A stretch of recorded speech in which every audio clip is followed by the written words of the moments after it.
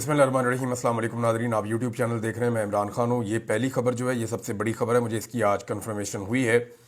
और ये वो लोग हैं जो ज़्यादा अपनी खबरों के हवाले से मशहूरी नहीं करते और चीज़ें नहीं बताते कि एक्चुअली इन्होंने क्या रोल प्ले किया है। ये बहुत सारे अनसंग हीरोज़ हैं। ये बहुत सारे लोग ऐसे हैं जिन्हें आप जानते भी नहीं हैं, जो आपको सामने दिखाई भी नहीं देते, और वो ओवरसीज़ पाकिस्तानी कहीं ना कहीं काम कर रहे होते हैं। यानी साजिद तारड़ आजकल पाकिस्तान तहरीक इंसाफ से बहुत तंग है। ये अपने आप को डोनाल्ड ट्रंप का मुशीर कहते हैं और पाकिस्तानी मीडिया भी इनके पीछे इस चक्कर में लगा हुआ था। तो पाकिस्तान में तो कोई भी आ जाए बहरूपिया, उसके पीछे सारे लग जाते हैं। तो साजिद तारड़ साहब भी ये कह रहे हैं कि ऐसा लगता है ये पागलपन है कि ओवरसीज़ पाकिस्तानी जो है, ख़ास तौर पे जो अमेरिका में है, उन्होंने इसको जहाज समझ लिया कि इमरान खान साहब की मदद करनी है। तो अब जो मैं आपको खबर देने वाला हूँ ये बहुत इंपॉर्टेंट और बड़ी खबर है।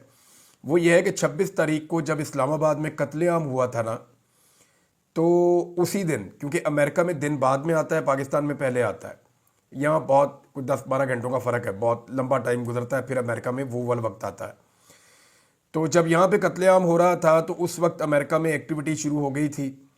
और पाकिस्तान में जो कुछ भी डी चौक में हुआ 26 तारीख को, जब अमेरिका में वो वक्त आया 26 तारीख का, उसके बाद तो अमेरिका के अंदर पाकिस्तानी अमेरिकन उसी रोज़ हंगामी तौर पर रिपब्लिकन्स, जो पार्टी अब इलेक्शन जीती है, डोनाल्ड ट्रंप की पार्टी, उनकी जो एस्टेब्लिशमेंट है उसके साथ मिले और तफसीली मुलाकात में उन्हें सारी सूरत हाल से आगाह किया था। उसके बाद अगले 48 से 72 घंटों में जो पाकिस्तानी ओवरसीज़ वहाँ पे मौजूद हैं, पाकिस्तानी अमेरिकन, उनके साथ रिचर्ड ग्रेनल की भी मुलाकातें हुई, वो भी अंगेज हो गया और वो अब तक पूरी तरह से मुतहर्रिक है। और मैं क्योंकि अब यहाँ तक पहुँचा हूँ और मेरी लोगों से बातचीत हुई है और उन्होंने कंफर्म किया है कि जी हमारी जो 26 नवंबर को यहाँ पे जो कुछ भी पाकिस्तान में हुआ था, हमने रियल टाइम में सारी इन्फॉर्मेशन अमेरिका की जो आने वाली इंतज़ामिया है, हुकूमत है, उनको हमने सब कुछ बता दिया था। रिचर्ड ग्रेनल उन्हीं दिनों में एक्टिवेट हुआ था। अब मैं आपको जो खबर दे रहा हूँ ये बड़ी खबर है और इसकी कंफर्मेशन है, और हुकूमत के लिए परेशान होने की बात इसलिए है कि रिचर्ड ग्रेनल ने अब तक जो कुछ भी किया है या जो कुछ भी कहा है वो इनफरादी हैसियत में नहीं किया। उनके कहने का अंदाज अपना हो सकता है, लेकिन जो कुछ भी रिचर्ड कर रहे हैं ये वो इनफरादी हैसियत में नहीं कर रहे। मैं सिर्फ आपको यहां पे ये बता देता हूं कि जो कोई भी इसे एक इनफरादी या एक आदमी का फेल समझने की गलती कर रहा है, वो बिल्कुल वैसे ही कर रहा है जैसे बाज़ औक़ात कबूतर बिल्ली को देखकर आंखें बंद कर लेते हैं ना कि अब मैं बिल्ली को नज़र नहीं आऊँगा, वो मुझे खाएगी कैसे, और बिल्ली उसे खा जाती है। तो ये वही मामला है कि रिचर्ड ग्रेनल अकेला नहीं है, ना ये उसकी अकेले की पॉलिसी है, बल्कि ये मामला रिपब्लिकन की जो एस्टेब्लिशमेंट है उनके सामने रखा गया था और उन्होंने उसूली तौर पे पाकिस्तानियों के साथ खड़े होने का फैसला किया था। स्पेशली ये जो इंसानी हकूक़ की खिलाफ वर्जियों के मामला हो रहे हैं पाकिस्तान में, इस हवाले से अब इस पे जो है वो हुकूमत बहुत परेशान है, और इतनी परेशान है कि उन्होंने एक नया बयानिया बनाना शुरू कर दिया है। इस बयानिए को मैं वन लाइनर में आपको अगर समझाऊं तो वो ये है कि जब भी पाकिस्तान के ऊपर बाहर से इंसानी हकूक़ की खिलाफ वर्जियों के हवाले से कोई दबाव आएगा तो पाकिस्तानी हुकूमत उसको करार देगी पाकिस्तान के एटमी असासों पर हमला। मिसाल के तौर पे मुझे गायब कर दिया गया, किसी और सहाफ़ी को खुदा न खास्ता गायब कर दिया गया, किसी शख्स के ऊपर झूठा मुकदमा बना दिया गया, लोगों को गोलियां खुदा न खास्ता मार दी गई, या कोई भी जुल्म और जबर पाकिस्तान में पाकिस्तान की मौजूदा हुकूमत जब भी करेगी तो बाहर से दुनिया से जब भी उसके खिलाफ आवाज़ उठाई जाएगी तो पाकिस्तानी हुकूमत अब ये करेगी, देखिए जी हमारे एटमी असासे खतरे में पड़ गए, देखिए जी हमारी कौमी सलामती खतरे में पड़ गई। इन्होंने अब एक नया फार्मूला अपनाया है जो पाकिस्तान की एस्टेब्लिशमेंट वो ये नहीं कर रही, क्योंकि अमेरिका के खिलाफ पाकिस्तान की एस्टेब्लिशमेंट, मैंने आपको बताया, कभी नहीं जाती। वो कभी भी अमेरिका के खिलाफ पाकिस्तान की मिलिट्री एस्टेब्लिशमेंट स्पेशली कभी नहीं जाएगी। हाँ, पाकिस्तान की जो सियासी हुकूमत है वो अब ये करेगी कि जब भी कोई इंसानी हकूक़ की बात करेगा, जब भी कोई जबर फस्तायत जुल्म की बात करेगा, जब भी कोई जबरी गुमशुदगियों की और बाकी चीज़ों की बात करेगा, तो इसको फौरी तौर पे जो पाकिस्तान की हुकूमत है वो कौमी सलामती का मसला बनाएगी। देखें, पाकिस्तान की कौमी सलामती का मसला बैरूनी मुदाखलत हो रही है। इंसानी हकूक़ का मामला जो होता है वो कभी भी किसी मुल्क का अंदरूनी मामला नहीं होता, वो एक आलमी मसला होता है, एक आलमी अलमिया होता है, और उसके खिलाफ कोई भी आवाज़ पूरी दुनिया में उठा सकता है। हाँ, हुकूमतें गिराना, हुकूमतों को बदलना, अपनी मर्जी के बंदे लाना, किसी मुल्क के अंदर अड्डे छीन लेना, ड्रोन हमले उस मुल्क के अंदर होना, اس ملک کے اندر ایسے آپریشنز ہونا جس سے اس ملک کے امن و امان کو خطرہ ہو رہا ہو، یا اس ملک کی پالیسیز کو بنانا، یہ وہ ساری چیزیں ہیں جو غلط ہیں، یہ وہ ساری چیزیں ہیں جو مداخلت ہے اس ملک کے اندرونی معاملات کے اندر، جیسا کہ وہ سائفر والا معاملہ آپ کو اچھی طرح یاد ہے۔ اب یہ انسانی حقوق والے معاملے کو ایسے استعمال کریں گے۔ ایک اور چیز ہے، ایاز صادق صاحب نے ایک سٹیٹمنٹ دیا، میں یہاں پہ پہلے ہی آپ کو وہ بتا دیتا ہوں، یہ بھی کیونکہ بیانیے کی بات ہو رہی ہے نا، تو بیانیہ انہوں نے بنایا ملک پر پابندیوں کی حمایت کرنے والے پاکستانی نہیں ہیں۔ ایک تو ایاز صادق صاحب، پاکستان میں کسی نے بھی ان جو پابندیاں لگی ہیں ان کی حمایت نہیں کی، صرف ایک پولیٹیکل پارٹی ہے جس نے کھل کر اس کی مخالفت کی اور پہلے منٹ سے کی، یعنی انہوں نے سوچا بھی نہیں، انہوں نے مشورہ بھی نہیں کیا، انہوں نے مخالفت کر دی، جو جہاں بیٹھا ہوا تھا اس نے وہیں سے مخالفت کر دی، اور وہ پاکستان تحریک انصاف ہے۔ جو پاکستان کے اوپر پابندیاں لگی ہیں مسائلوں کے حوالے سے، اس پہ بطور پولیٹیکل پارٹی اگر کسی نے مذمت کی ہے تو وہ پاکستان تحریک انصاف نے کی ہے۔ اب ایاز صادق صاحب کہہ رہے ہیں کہ پابندیوں کی حمایت کرنے والے پاکستانی نہیں ہیں۔ میں ایک اور بات کہنا چاہتا ہوں کہ جو پابندیوں پر خاموش رہے ہیں، کیا وہ محب وطن پاکستانی ہیں؟ نواز شریف ان پابندیوں پہ چپ، شہباز شریف ان پابندیوں پہ چپ، اسحاق ڈار ان پابندیوں پہ چپ، حمزہ شہباز ان پابندیوں پہ چپ، مریم نواز ان پابندیوں پہ چپ، کیپٹن صفدر ان پابندیوں پہ چپ، پی ایم ایل این کی ساری قیادت زیادہ تر وہ ان پابندیوں پہ چپ۔ تو کیا یہ چپ رہنے والے، جب پاکستان کے ساتھ زیادتی ہو رہی ہے اس کے اوپر جو لوگ خاموش رہ رہے ہیں، کیا وہ محب وطن پاکستانی ہیں، یا وہ لوگ محب وطن پاکستانی ہیں جو ان پابندیوں کے خلاف آواز اٹھا رہے ہیں؟ یہ بات میں نے سوال میں سے اٹھایا، اداروں میں بیٹھے ہوئے لوگ بھی سوچے ہیں کہ انہوں نے کس طرح کا تجربہ کیا ہے، مزہ تو بہت آ رہا ہوگا انہیں۔ ایک ناظرین اور خبر ہے، اور یہ ایک باریک واردات ہے جو میں نے پکڑی ہے۔ یہ حافظ نعیم الرحمان صاحب ہیں، جماعت اسلامی کے امیر ہیں، میرا ان سے بہت اچھا تعلق ہے، لیکن انہوں نے غالباً اسٹیبلشمنٹ کے کہنے کے اوپر ایک سٹیٹمنٹ دیا ہے۔ اس وقت دیکھیں پاکستان کی اسٹیبلشمنٹ اور حکومت امریکہ کو خوش کرنے کی کوشش کر رہی ہے۔ وہ یہ جانتے ہیں، پاکستان سب جانتے ہیں پاکستانی، کہ جب بھی امریکہ میں کوئی بھی حکومت آئے، چاہے وہ ٹرمپ کی ہو، جو بائیڈن کی ہو، اوباما کی ہو، بش کی ہو، کسی کی بھی ہو، وہ ہمیشہ پرو اسرائیل ہی ہوگی۔ اسرائیل کی بڑی انویسٹمنٹ ہے، بڑی محنت ہے، امریکہ میں انہوں نے بڑی لابنگ کی ہوئی ہے، تو جو بھی حکومت امریکہ میں آئے گی وہ اسرائیل کے پرو ہوگی، یعنی وہ اسرائیل سے محبت کرنے والی ہوگی، جو بھی آئے گی۔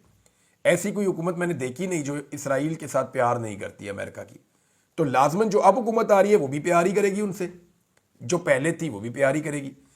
تو یہ پیکیج جو پاکستان میں تیار کیا جا رہا ہے کہ ہم آپ کو کیا دے سکتے ہیں، اب اس کے لیے ضروری سمجھا گیا کہ عمران خان سے اس موقع پر اسرائیل کے خلاف بیانات دلوائے جائیں، حالانکہ وہ جیل کے اندر بند ہے۔ حافظ نعیم الرحمان کا سٹیٹمنٹ دیکھیں، بانی پی ٹی آئی جیل سے اعلان کریں کہ اسرائیل کو نہیں مانتے، اور انہوں نے کہا حکومت اور پی ٹی آئی کے درمیان مذاکرات کی حمایت کرتے ہیں اور چاہتے ہیں کہ بانی پی ٹی آئی آج جیل سے اعلان کریں کہ اسرائیل کو نہیں مانتے۔ اب سوال میرا یہ ہے حافظ نعیم الرحمان صاحب سے، اسٹیبلشمنٹ کے کہنے پہ آپ نے یہ ڈیمانڈ تو ڈال دی، آپ نے سوچا ہے کہ انہوں نے یہ ڈیمانڈ ڈلوائی کیوں آپ سے؟ میں آپ کو بتاتا ہوں۔ دیکھیں یہ جو عمران خان صاحب ہیں، کیا انہوں نے کبھی زندگی میں کہا کہ میں اسرائیل کو مانتا ہوں اور فلسطین کو نہیں مانتا؟ کیا پاکستان میں کسی اور لیڈر نے اسرائیل کے خلاف اور فلسطین کے حق میں اتنی آواز اٹھائی جتنی عمران خان نے اٹھائی؟ کسی نے بھی نہیں کیا۔ عمران خان نے اس کی قیمت بھی چکائی ہے۔ موجودہ حکومت کے وفادار جو ہیں وہ اسرائیل میں جاتے ہیں اپنا وفد لے کر، حکومت میں جو بیٹھے ہوئے لوگ ہیں حافظ نعیم الرحمان ان سے نہیں کہہ رہے کہ اسرائیل پہ بات کرو۔ کتنی باریک واردات ہے، دیکھیں آپ، جو حکومت کے اندر جماعتیں بیٹھی ہوئی ہیں، حکومت کے اندر جو لوگ بیٹھے ہوئے ہیں، جو جاتے ہیں اسرائیل کے اندر، ان کے وفادار لوگ اسرائیل کے اندر اپنا وفد لے کر بھی جاتے ہیں، ان کو حافظ نعیم الرحمان نہیں کہہ رہے کہ تم کہو کہ تم اسرائیل کو نہیں مانتے۔ وہ جو آدمی جیل میں بیٹھا ہوا ہے، جو بار بار یہ بات کرتا رہا ہے، اس کو کہہ رہے ہیں کہ نہیں تو کہہ۔ وجہ کیا ہے؟ حافظ نعیم الرحمان صاحب حق کے ساتھ تو کھڑے ہی نہیں ہوئے۔ جب اسرائیل کے لیے، جب فلسطینیوں کے لیے مظاہرہ ہوا اسلام آباد میں، اور جو ظلم اور جبر ہوا مشتاق احمد صاحب کے اوپر، وہاں کہاں تھے حافظ نعیم الرحمان صاحب؟ انہوں نے تو ساتھ نہیں دیا ان کا، انہوں نے تو اپنی سیاست کی۔ تو اب یہ باریک واردات اس لیے ڈلوائی جا رہی ہے کہ پاکستان کا موجودہ رجیم امریکہ کو یہ قائل کرنا چاہتا ہے جی ہم آپ کے لیے کر گزریں گے جو آپ کہیں گے۔ یہ عمران خان نہیں کرے گا، یہ بات یاد رکھیں۔ تو اس طرح کی باریک وارداتیں ڈال رہے ہیں، اور عمران خان ویسے بھی نہیں کرے گا، عمران خان ویسے بھی نہیں کرے گا، یہ ساری دنیا جانتی ہے۔ لیکن اس وقت یہ ایک باریک واردات ہے، میں نے آپ کو بتا دی ہے، جو ڈالی گئی ہے اور ڈلوائی گئی ہے حافظ نعیم الرحمان صاحب سے کہ جیل میں بیٹھے ہوئے آدمی سے گارنٹیاں مانگو جو حکومت میں بیٹھے ہوئے ہیں ان سے کسی قسم کی کوئی گارنٹی مانگنے کی ضرورت نہیں ہے۔ ناظرین، ایک شادی چل رہی ہے اور نواز شریف کے پوتے کی، اور شہباز شریف کے بھی پوتے ہی لگے۔ میں نے ان کی تصویریں دیکھی ہیں، سب کے منہ ہی اترے ہوئے ہیں۔ یعنی آپ نواز شریف کا منہ دیکھ لیں، شہباز شریف کا منہ دیکھ لیں، پوتے کی شادی خوش ہو جاؤ۔ لیکن ہوا یہ ہے کہ یہ بیچارے بہت بدمزہ ہو گئے، انہوں نے اپنی ساری مقبولیت کو اپنے ہاتھوں سے آگ لگا دی۔ اب لوگ ان سے پیار ہی نہیں کرتے۔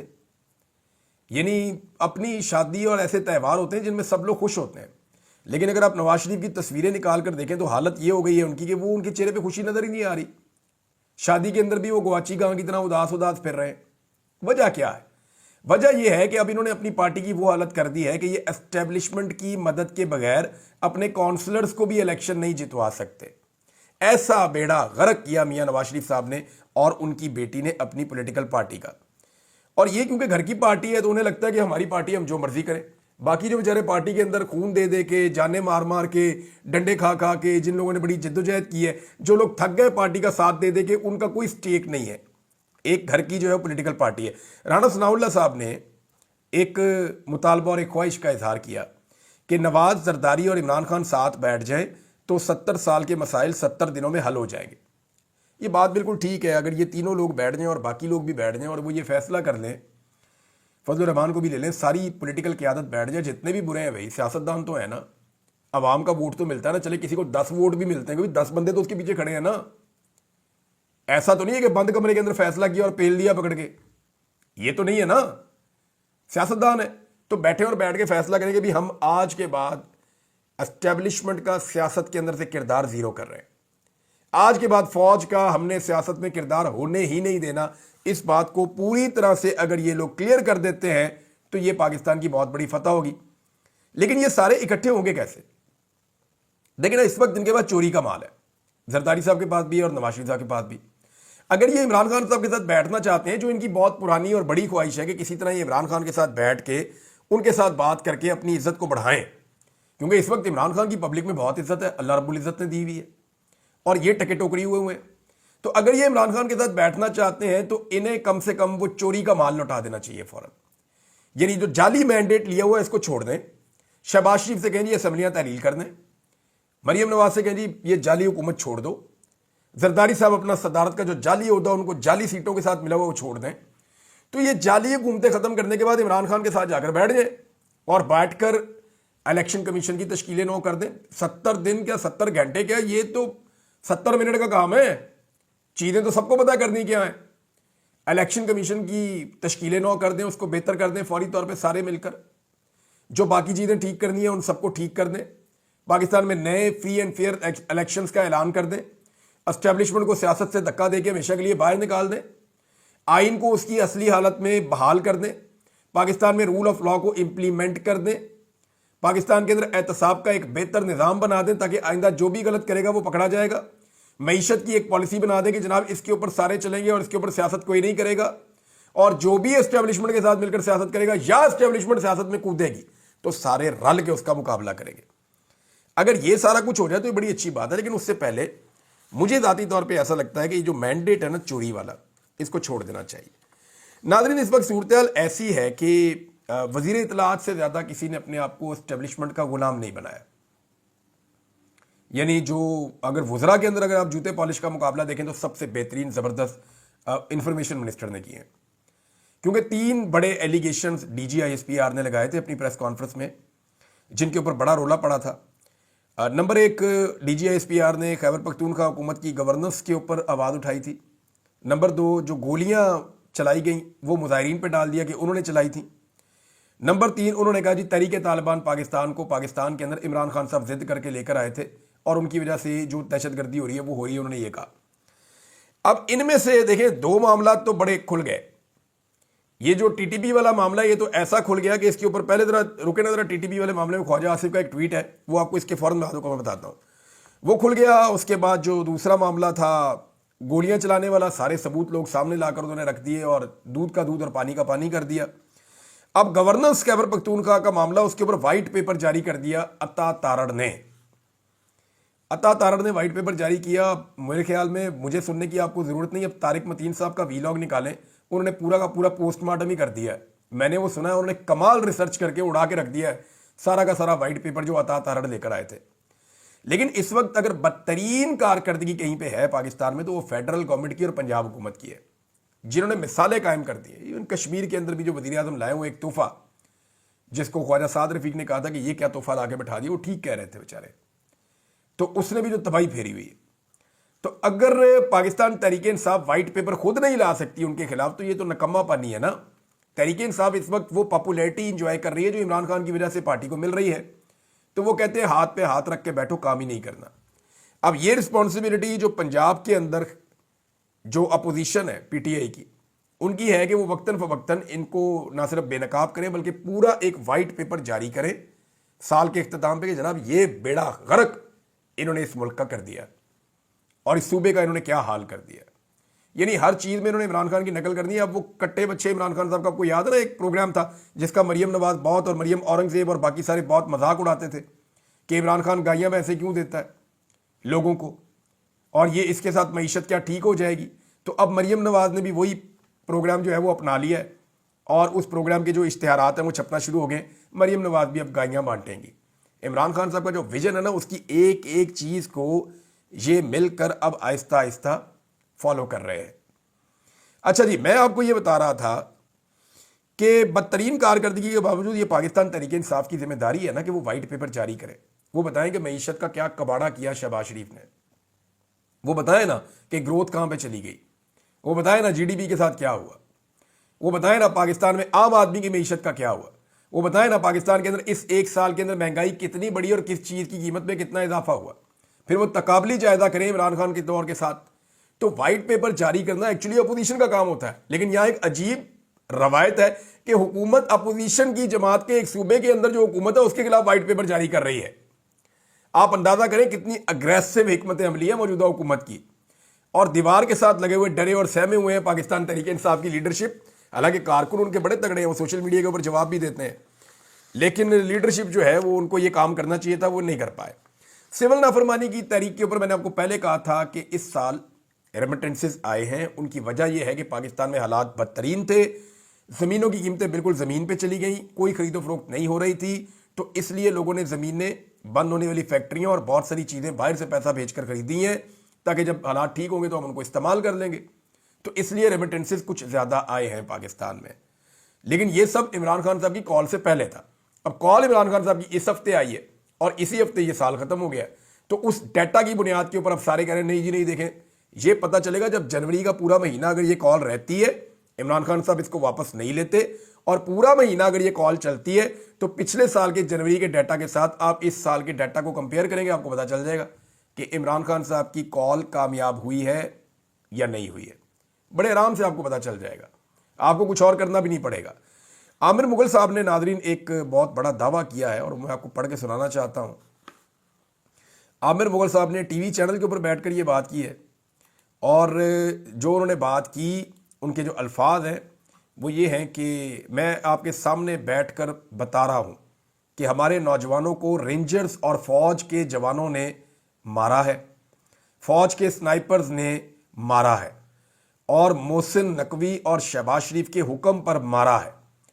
آپ میری ایک گزارش مان لیں, 24 سے 27 نومبر کی پمز اور پولی کلینک اسپتال, جنا ایونیو اور بلو ایریا کی C C T V footage release کر دیں تاکہ قوم کو پتہ چل جائے کہ کون جھوٹا ہے اور کون سچا ہے.